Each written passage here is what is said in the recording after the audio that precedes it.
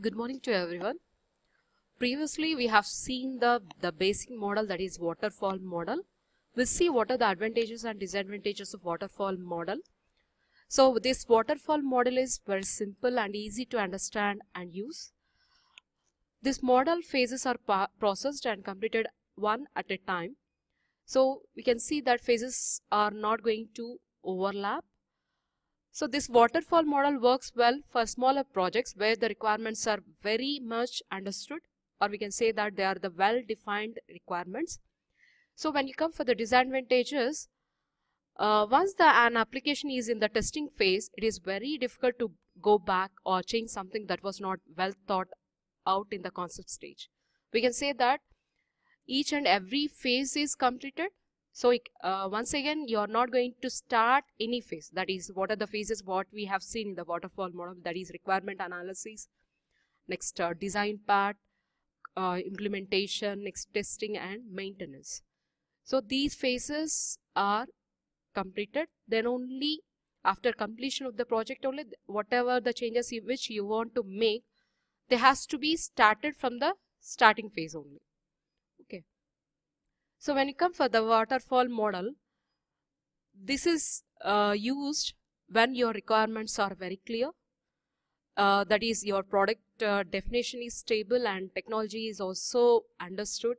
If there are no ambiguous requirements, then we can use this waterfall model. Next, coming to the prototype.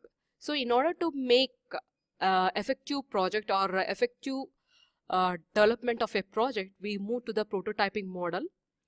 In this, we can see the phases. One is requirement gathering, next quick design, building prototype, next customer evaluation, refining prototype and engineer the product.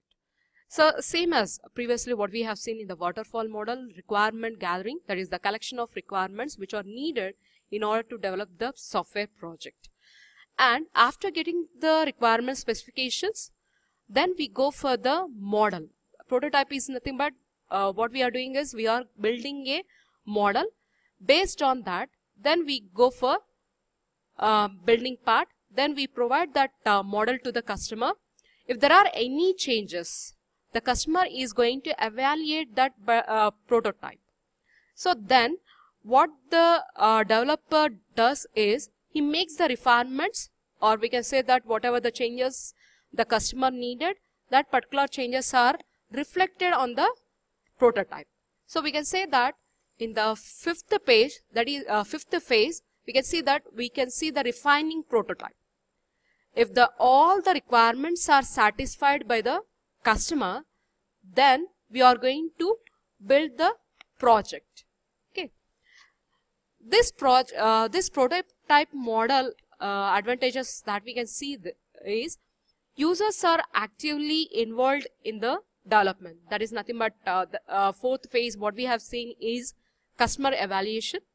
After building the prototype, the customer itself evaluating the prototype. So any changes he can make it. So errors can be detected much earlier when you compare with the classical model, that is the waterfall model. And if there are any missing functionalities, that can be easily identified. So if there are any confusing or difficult functions are identified, that also you can see it. We can say that you can have the requirements validations, and also you can have the quick implementation. If there are any incompletes, that you can correct it. Okay. When you come for the disadvantages, it leads to implementing and then repairing way of building systems.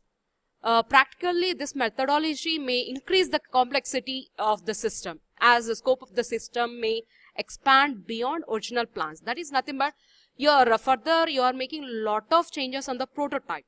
Okay. So it takes larger time, or we can say that we are increasing the complexity of the system building. Okay. So incomplete application may cause application not to be used as the full system which was designed. You can see incomplete or inadequate problem analysis also.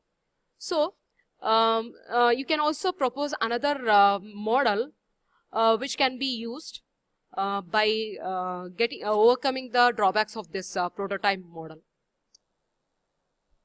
This model is used when the desired system needs to have a lot of interaction with the end users.